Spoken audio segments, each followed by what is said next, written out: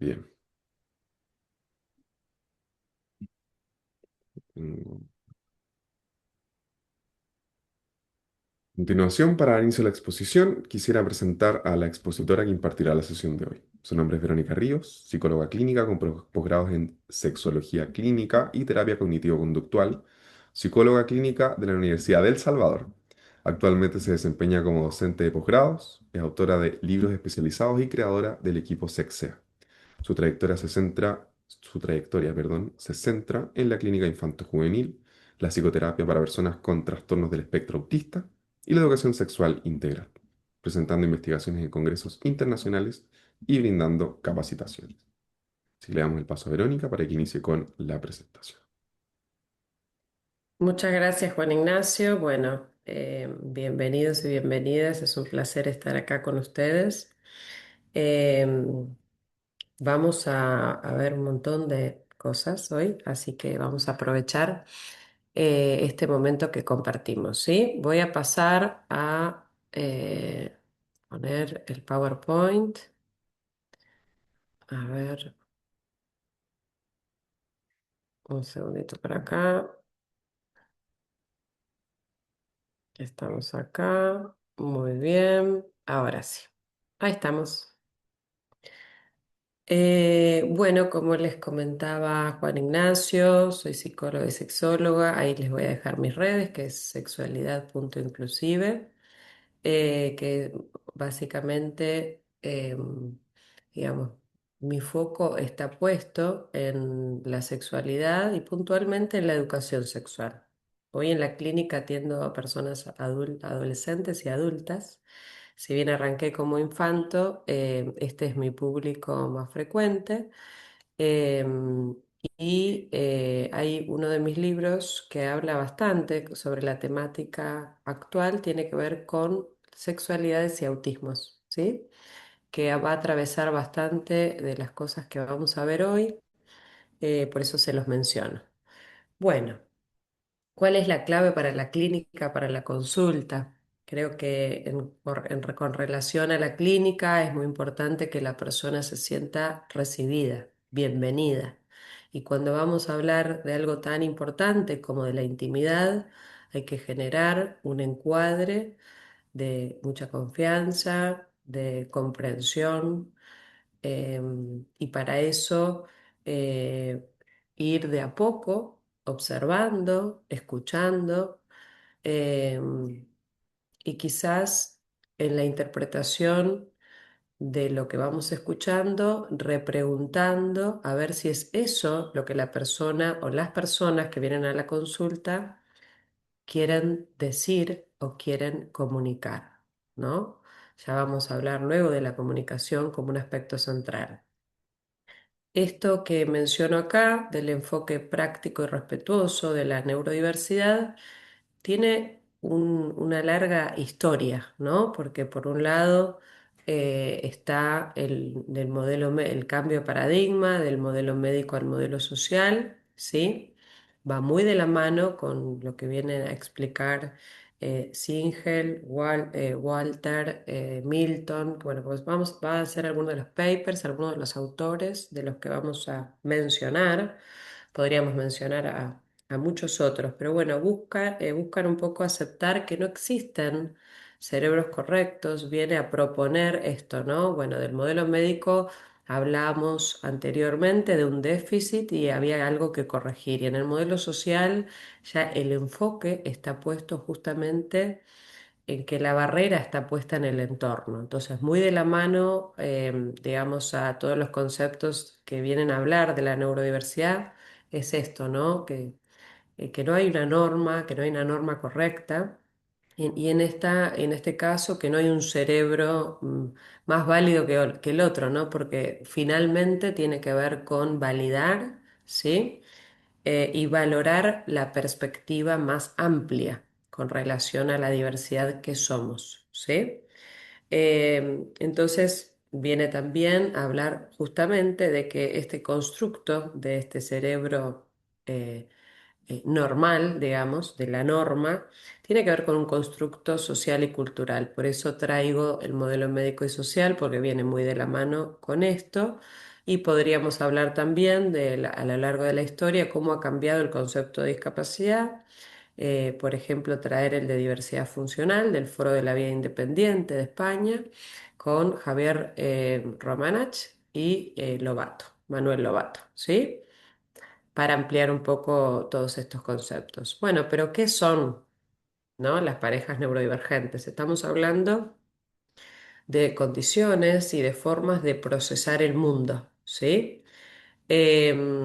Por supuesto que desde la clínica y los clínicos, y sobre todo los que tenemos, digamos, la formación de los modelos basados en la evidencia científica, hablamos de diagnósticos y tenemos manuales diagnósticos, pero también, ¿sí? A lo largo del tiempo y el contexto actual, estamos valorando, ¿sí? Lo importante de cómo nombrar y cómo mencionar, ¿sí?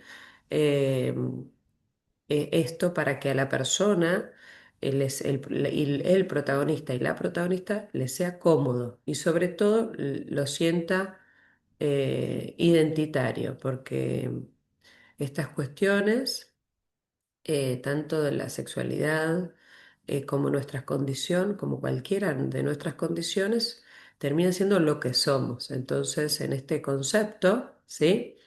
Es muy importante, en esto que decía anterior, de la comodidad, de la confianza, de empezar a establecer ese rapport en la clínica, de revisar nuestra forma de nombrar, ¿sí? em, para que se genere esta valoración en las personas que consultan, ¿sí? Para que se sientan valoradas, digamos. Siempre estamos pensando en que no está puesto en el déficit, sino en la perspectiva del neuroafirmativa, ¿no? Que enfoca justamente, se enfoca en las fortalezas, ¿sí? Y versus los apoyos necesarios, ¿sí? Ahí también va a estar nuestro enfoque. Y el paraguas, bueno, incluye autismo, TOC, TDAH, trastornos de ansiedad, dispraxia, discalculia, digamos. Todas estas nociones son de conceptos y lo que está dentro de este paraguas es una noción que no es estática, que va cambiando. De hecho, estamos justamente revisando todo lo que tiene que ver con la noción del espectro, ¿no?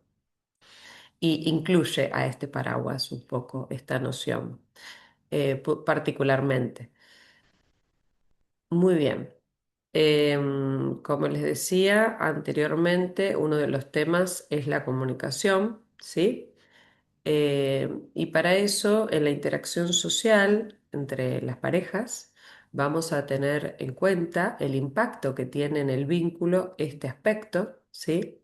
También la regulación emocional, la calidad, la cualidad de la intimidad, de qué manera es, ¿sí? ¿Y dónde surge el conflicto? Milton justamente nos habla de los desajustes, ¿sí? Los desajustes pueden ser, en realidad, con cómo lo ve cada persona, no necesariamente que haya algo que ajustar, ¿sí? Pero sí cómo lo ve, dónde está el conflicto, como, bueno, yo veo esto, vos ves esto otro, ¿no? Como esta mal interpretación, podríamos decir, ¿sí? Que no tiene que ver con la falta de amor, ¿no? Él menciona.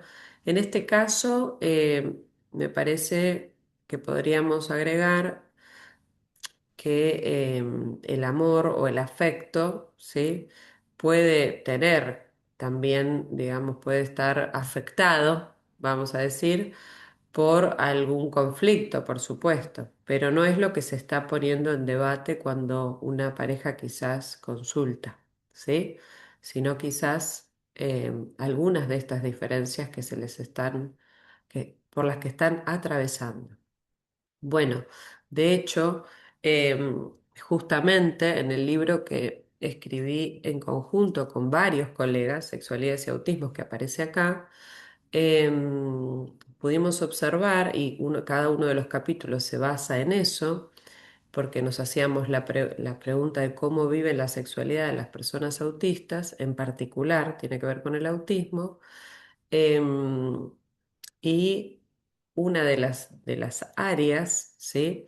Tenía que ver justamente con esto, ¿no? Que de las investigaciones científicas a lo largo del mundo nos mostraban las particularidades del perfil sensorial, ¿sí? Las particularidades en la comunicación, digamos, y en la interacción con relación a la sociabilización, a las famosas habilidades sociales. También todos los prejuicios que había con relación em, a la sexualidad en particular o a conformar una vida afectiva. Y esto recae, ¿sí?, en el impacto del vínculo y de cómo se conforma un vínculo entre las parejas neurodivergentes, digamos, en este caso, ¿sí?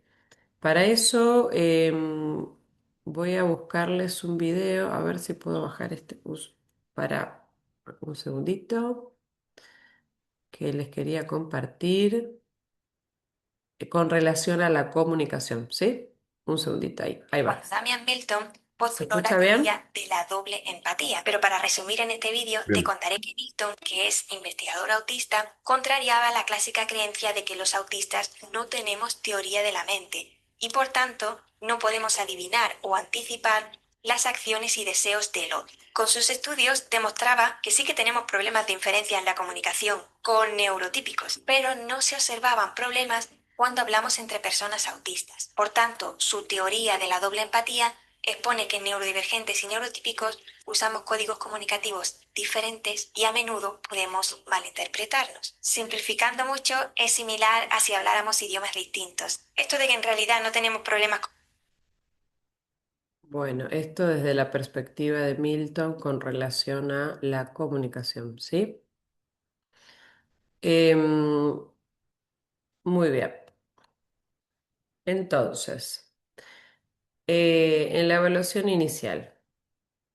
Como les decía antes, no, creo que me centré en dos de los aspectos en la entrevista inicial, en la anterior, que tenía que ver con el perfil y la comunicación, y en base al libro que escribimos, les quería comentar que llegamos a cada uno de esos capítulos porque, como les dije, la evidencia científica que nos mostraban qué sucedía, ¿no?, en la vida sexual y afectiva, en este caso de las personas autistas. Y Em, hay varios aspectos, algunos les mencioné.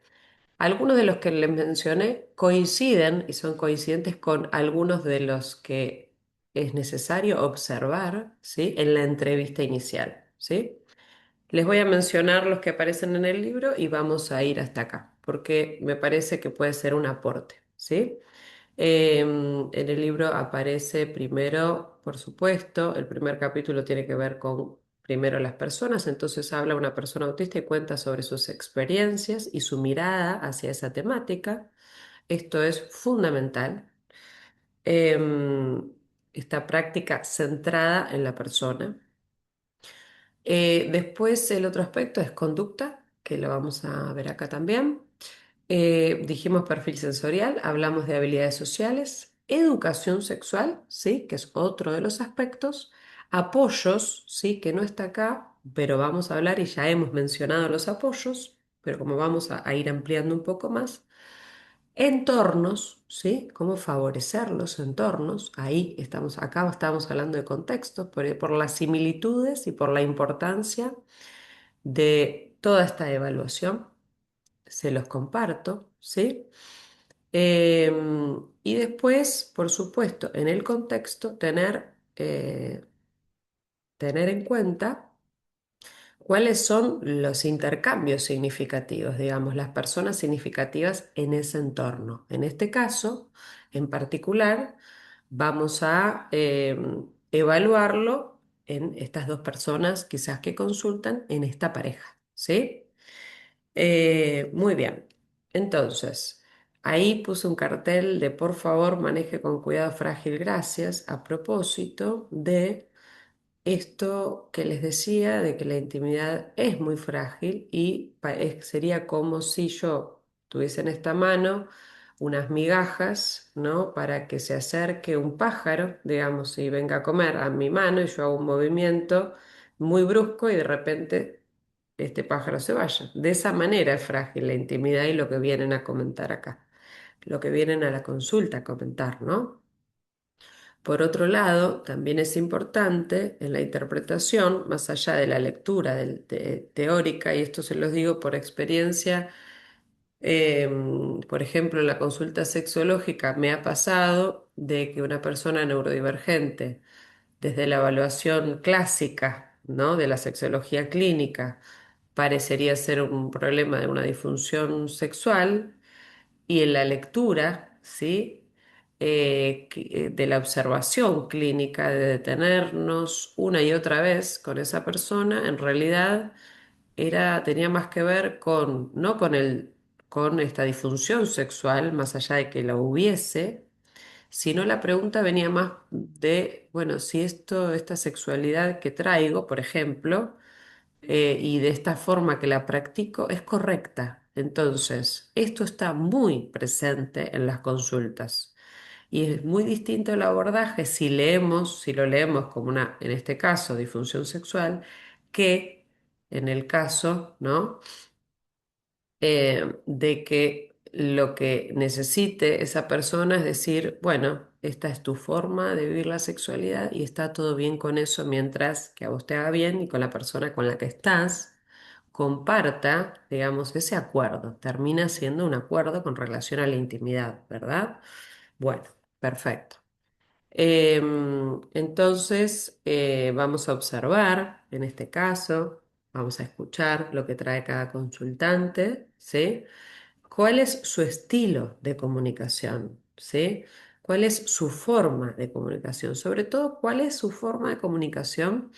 em, en el momento del conflicto, en el momento, si esto tiene relación, que es una comunicación cotidiana donde tenemos que observar si se producen como desencuentros en esa comunicación o en el momento de conflicto, digamos, diferenciarlo. Si esto es una forma habitual o es en un momento en particular, ¿sí? Y lo auno a la regulación, si tiene que ver con eh, el perfil sensorial, en cómo viene esta persona, cómo se acerca, digamos, al otro, cómo se puede acercar a este momento de intercambio. eh, y también las expectativas, digamos, versus las creencias. Y preguntarle específicamente qué espera del otro, no sé, al llegar a casa, qué espera del otro, digamos, ¿no? Eh, Después de un día de trabajo muy arduo, qué necesita. A veces en esta pregunta de qué necesita, eh, no hay respuesta. Y la misma persona, y nos tenemos que focalizar en que la misma persona de a poco encuentre esa respuesta. Porque si la propia persona no sabe, no sabe interpretar quizás lo que necesita en ese momento, es difícil de comprender para el otro, porque es difícil comprender para esa persona misma, ¿no? Este es un punto también interesante.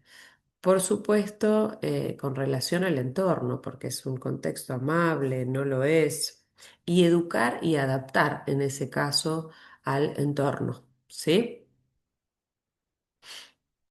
Bueno, en la comunicación va a ser muy importante em, que el lenguaje sea concreto, ¿sí? Evitar los dobles sentidos. Estamos pensando en esto de digamos, los cerebros distintos que tenemos y en este caso es importante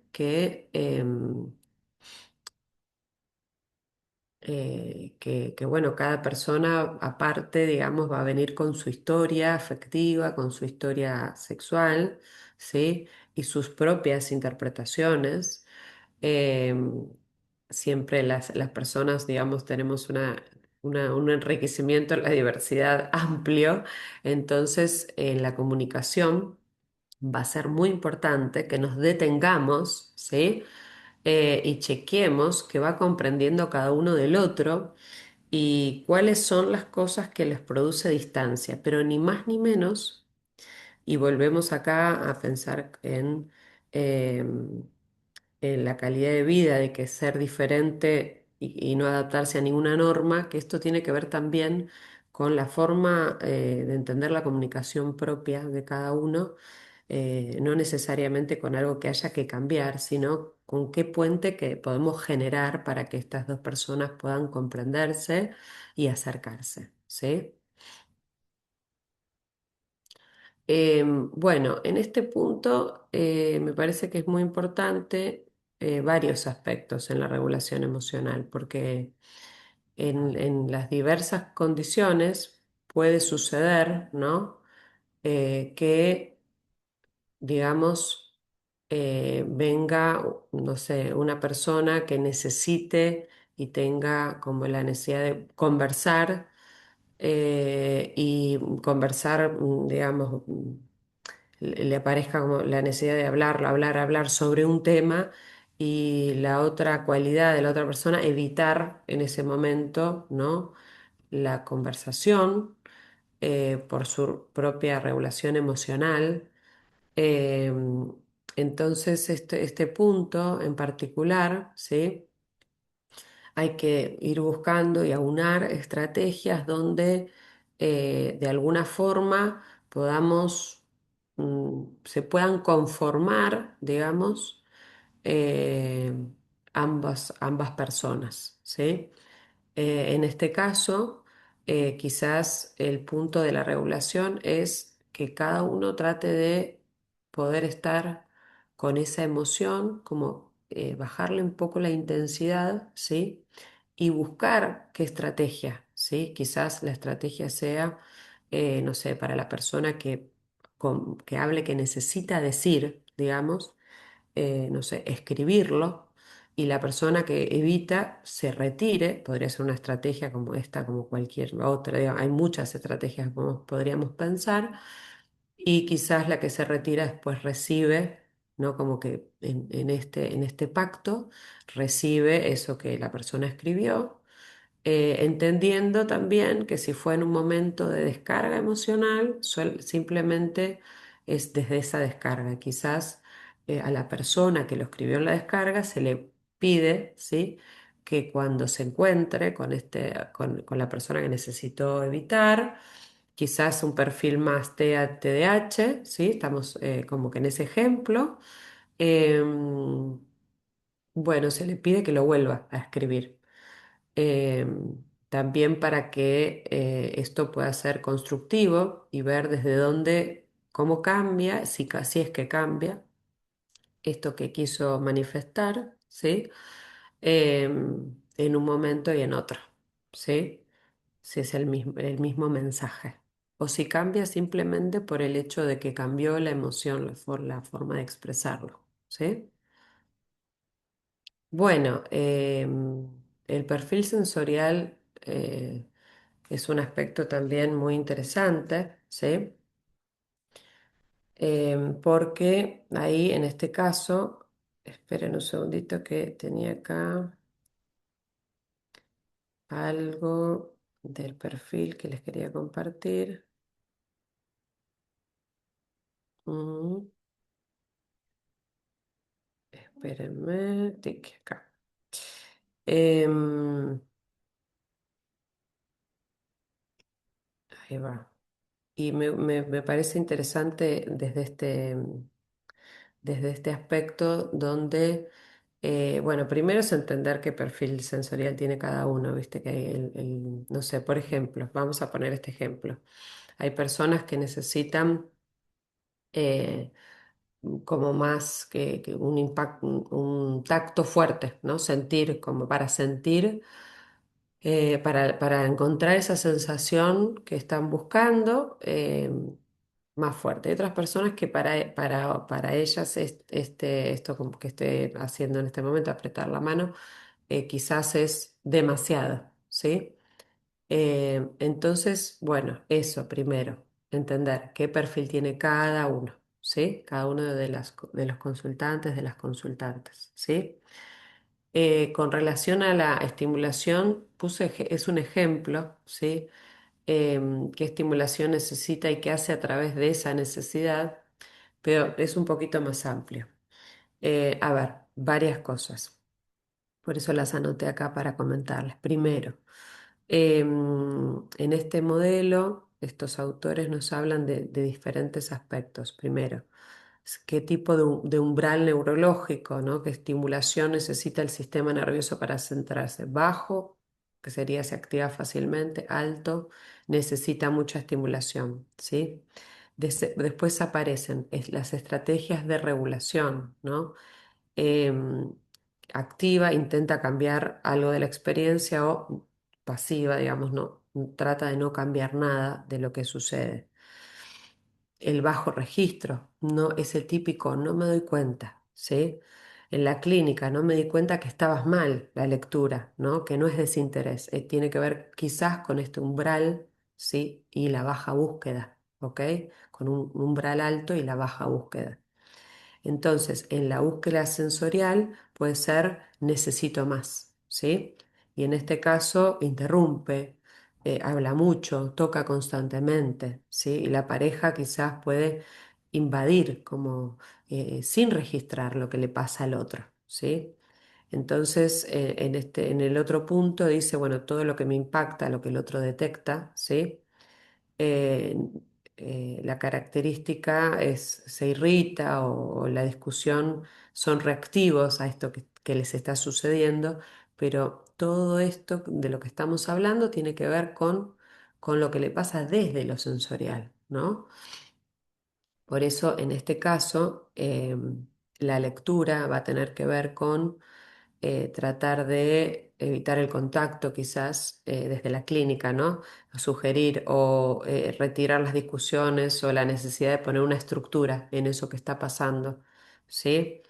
Y la lectura, que tiene que ver con que quizás lo que está sucediendo, la interpretación no tiene que ver con un rechazo, o que quizás tiene que ver con esto del sistema nervioso, de cómo se está tratando de regular, ¿no? De encontrar, digamos. La implicancia clínica, me parece que de este caso quizás también es entender un poco la conducta, ¿no? Vieron que uno de los aspectos que hablábamos es la conducta. Se va a leer quizás desde el perfil sensorial, pero no siempre, ¿sí? Em,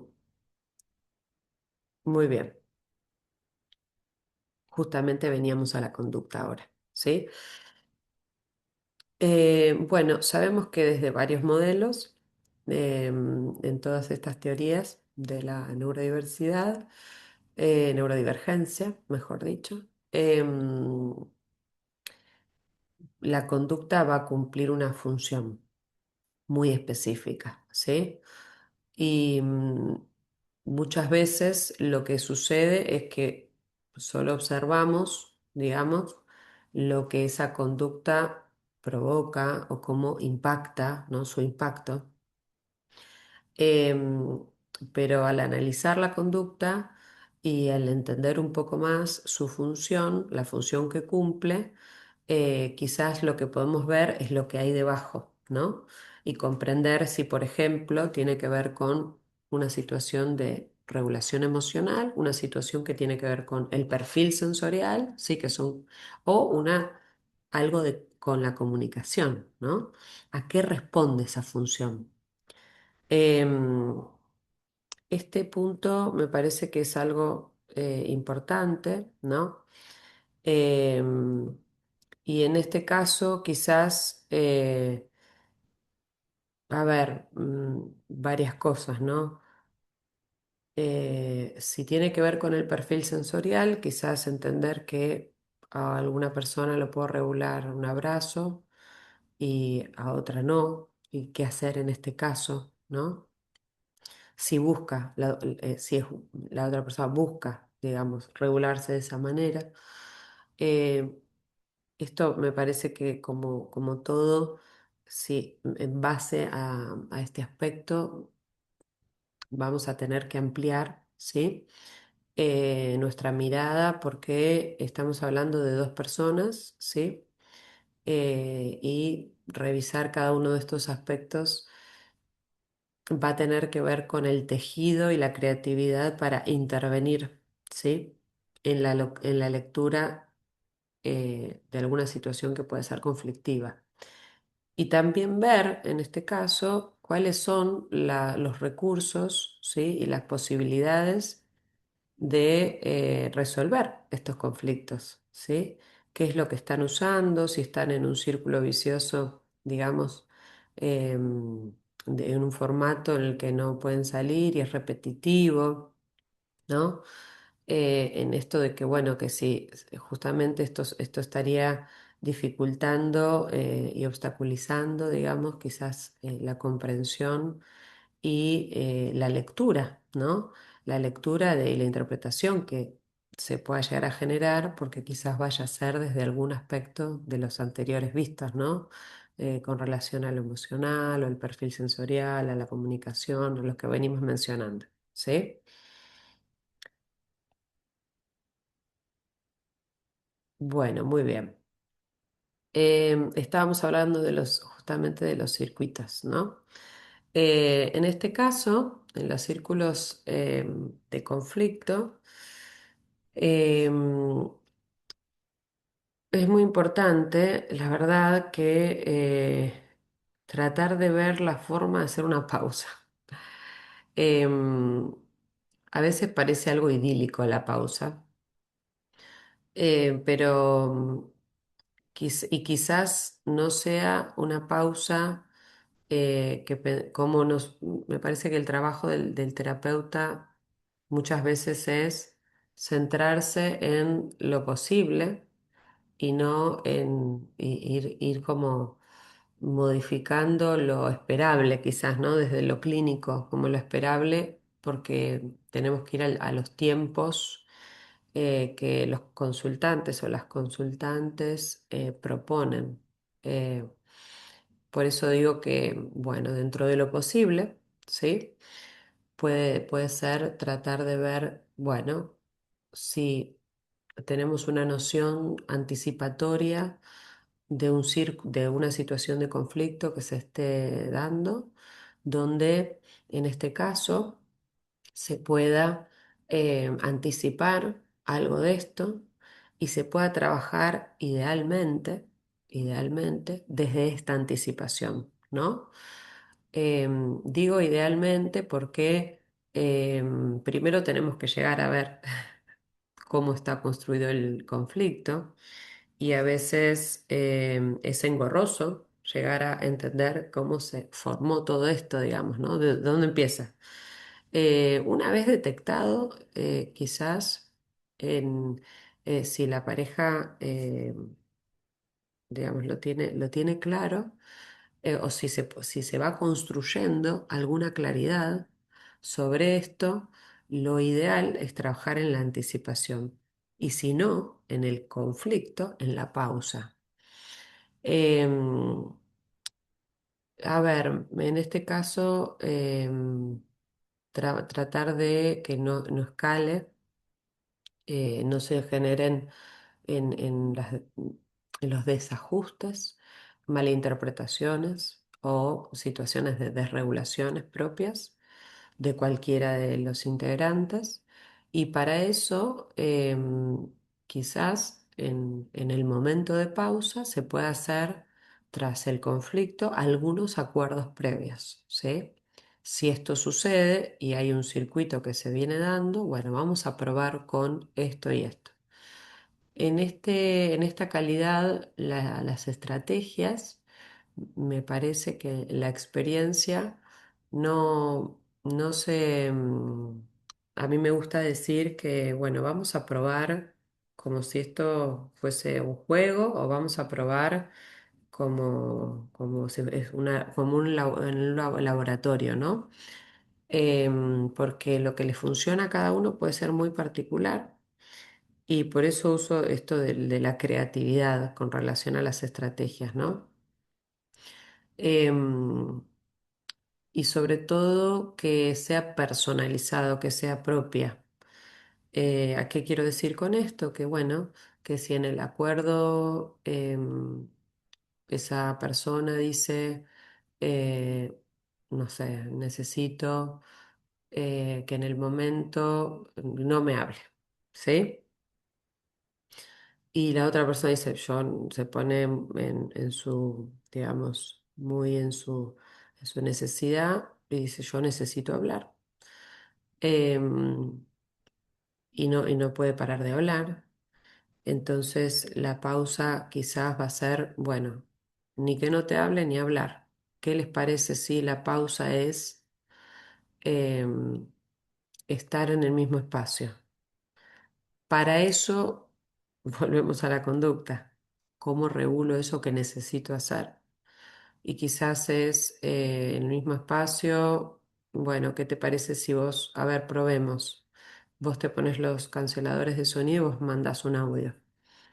Entonces hay una mirada sobre, bueno, vos podés evitar de esta manera y vos podés cumplir, o sea que la función de la conducta en este punto pueda ser, entre comillas, satisfecha. Em, pero bueno, todo esto, todo este tejido, digamos, se va pudiendo construir, ¿sí? En un acuerdo, ¿sí? En un acuerdo que, como les digo esto en este experimento, lo que se puede hacer al respecto es, bueno, lo vamos a revisar. Por eso quizás esto de la palabra de laboratorio, juego, es, bueno, probemos, es un probemos. Probemos a ver si a ustedes les funciona y busquemos algún otro recurso. Hay muchos, ¿no?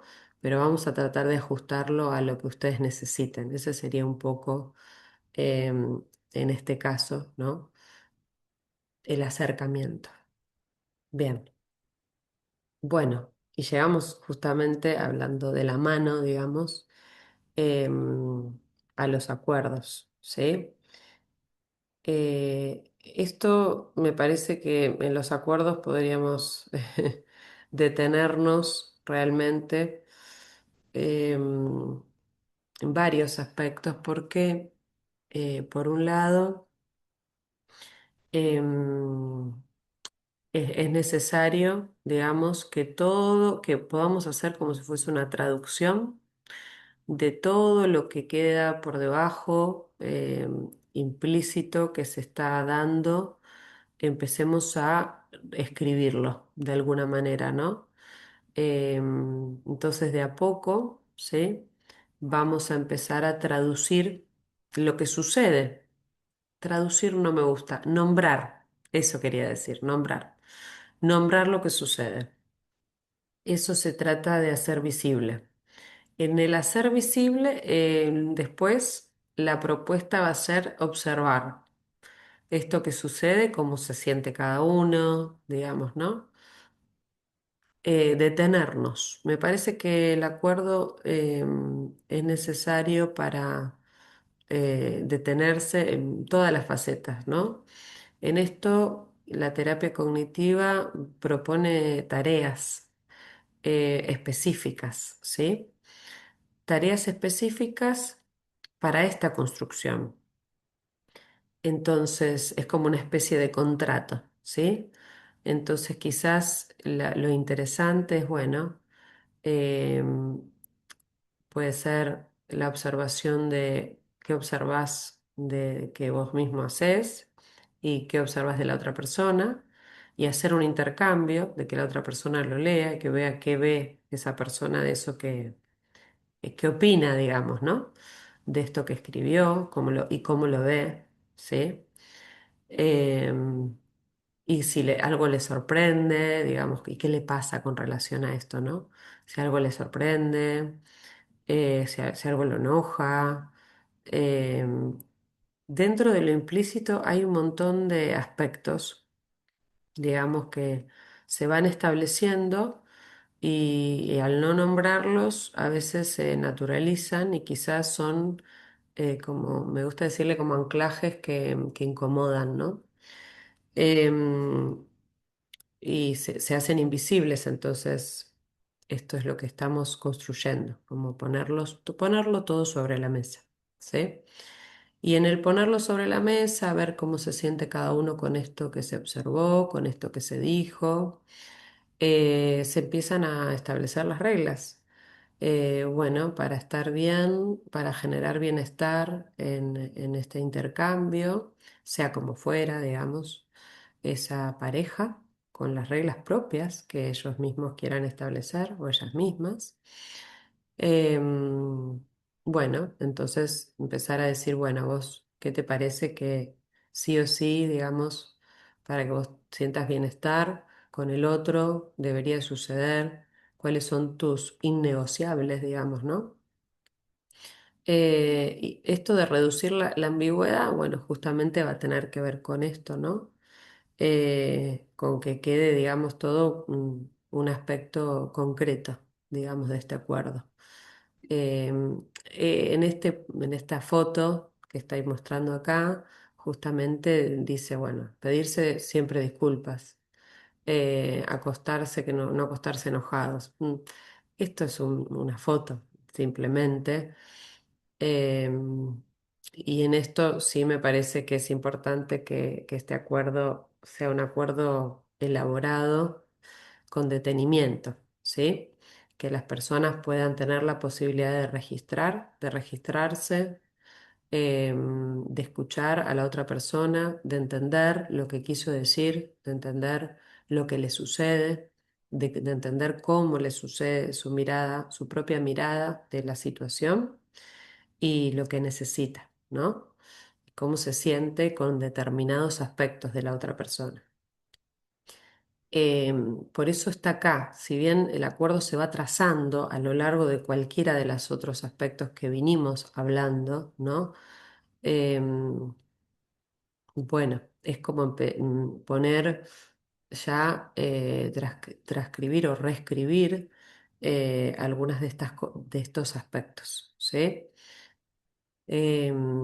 No hice uno particular de la sexualidad, un post, un post, no un power, una presentación sobre el tema de la sexualidad, pero por supuesto que también está muy presente, y se pregunta sobre la vida sexual, ¿sí?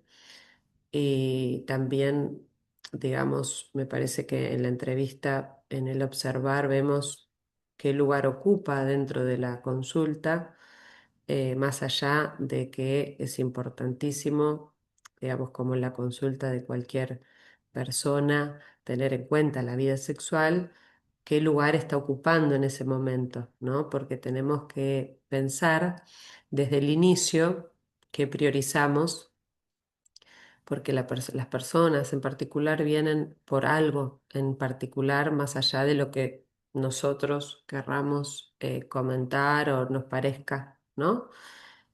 Así que en principio vamos a ir por ahí. A esto me refiero, que va a ser parte de las preguntas iniciales, ¿sí? De la historia de la vida afectiva de esas personas y la historia de la vida sexual.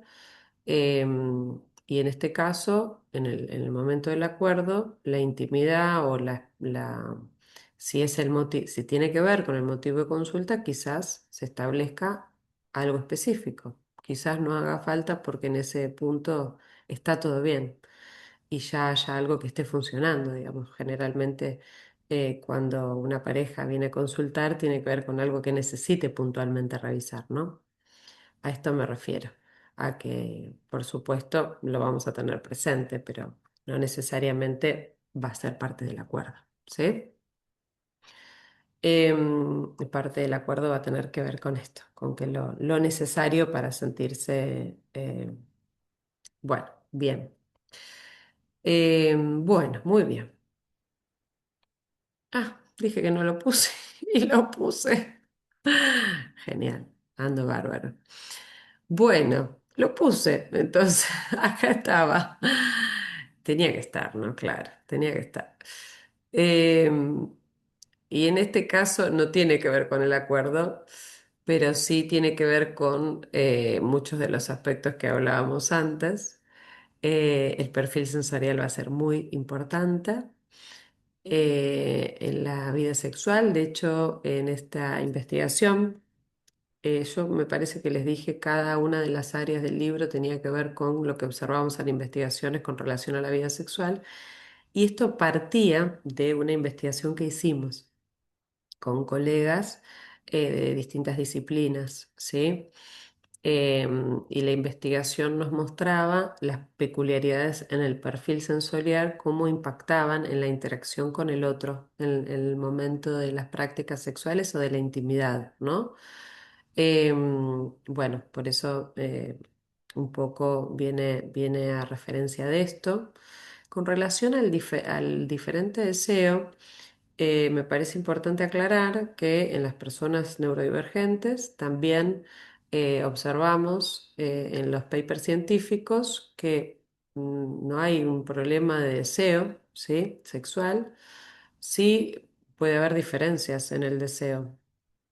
Y en eso también me parece muy particular decirles que en parte de la investigación he observado mucha diversidad sexual y en este caso, por supuesto que también va a ser una construcción, como lo es la sexualidad, muy subjetiva, ¿no? Miren si en todo este aspecto, desde lo central que venimos planteando del inicio, que tiene que ver con la práctica neuroafirmativa y el paradigma de la neurodiversidad, todo esto no es tan identitario, ¿no? Como también la es la vida sexual. Por eso les menciono esta diversidad que existe en la población neurodivergente, que también va a ser importante para la construcción de esta vida sexual, ¿sí? Y esta necesidad de estructura, bueno, va a ser particular. Bueno, estos autores lo plantean específicamente. Y en este caso, lo que yo puedo observar es que va a ser, depende, realmente que no sé si particularmente una estructura puntual, ¿no? La verdad que va a ser depende. Si hablamos de dos personas neurodivergentes y estamos pensando en la calidad de los acuerdos, que quizás eso mejore digamos, en el acercamiento, en la comprensión, en todo lo que mencionábamos. Quizás sí se pueda establecer y tengan distintos tipos de estilos con relación a lo que necesita cada uno, o lo que quiere, lo que desea con relación a la sexualidad. Hablo, por ejemplo, de diferencias en el deseo sexual. Bueno, también parte de la conversación o de las estrategias van a estar pensadas en ver cómo cada uno puede estar conforme con su deseo, ¿sí? Y si esto va a ser parte de la interacción o no, va a ser parte de la vida sexual en general, individual de cada uno, ¿no? Eh, Eso sí, en ese caso lo iremos viendo, ¿no? A mí me parece que en general en la sexualidad los terapeutas es importante trabajar en nuestros propios prejuicios y ampliar la perspectiva de cómo se puede vivir la sexualidad y, y eso me parece que va a ser muy enriquecedor desde este mismo aspecto de que hablamos de que no hay nada que cambiar, sino de entender y acompañar, bueno, justamente con una mirada siendo un entorno amable, un contexto contenedor en este caso, ya que es un espacio terapéutico, ¿no? Bueno, muy bien.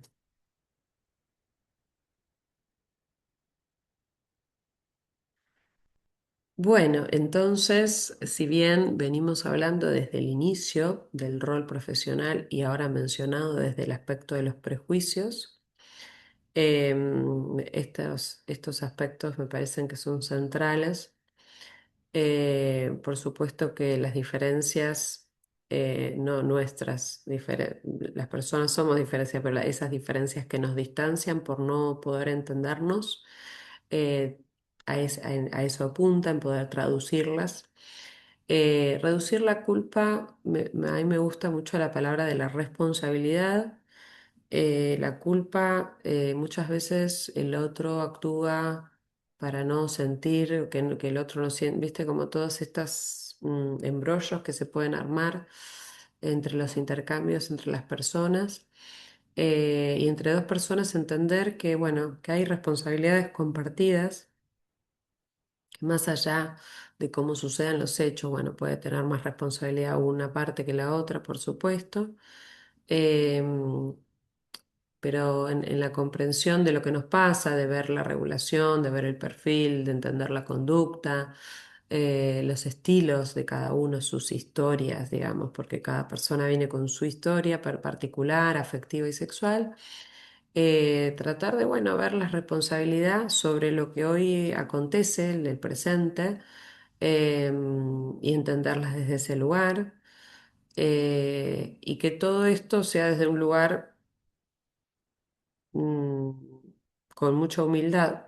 Si interpretamos algo mal, eh, y aclarar que los terapeutas nos podemos equivocar y pedir disculpas de antemano, eh, hace que, bueno, facilite también el acuerdo que si bien es entre dos personas, cuando hay un puente, es importante que ese puente sea permeable a esto, ¿no? A los prejuicios, al error, al reajustar, bueno, al decir, lo vi de esta manera, pero me parece que es de esta otra, al tener un poco en esa humildad que les decía, ¿no?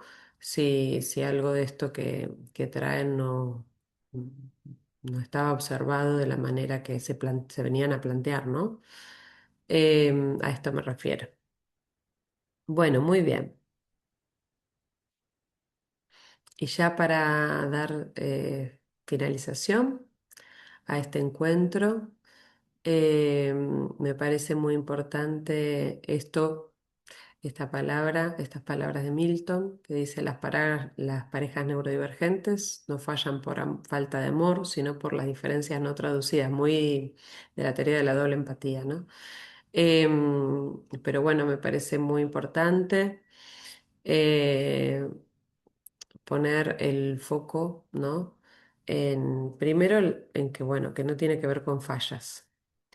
Lo del amor me parece un poco romántico para mí, para mi gusto, pero me parece que finalmente se termina entendiendo, digamos, para dónde está enfocado, ¿no? Está enfocado justamente en la comprensión del otro, en la calidad de esa comprensión. Usé la palabra de contenedor, me parece que tiene que ver con esto, con un entorno amigable, ¿no? Y en esto de tener en particular la mirada puesta en lo que necesitan esas personas, ¿sí? Y esto de la comunicación, que es lo que veníamos hablando, ¿no? Así que bueno, les agradezco desde ya. Espero que ahora abrimos el espacio de las preguntas, ¿sí? Y cualquier cosa, acá voy a estar para contestarlas.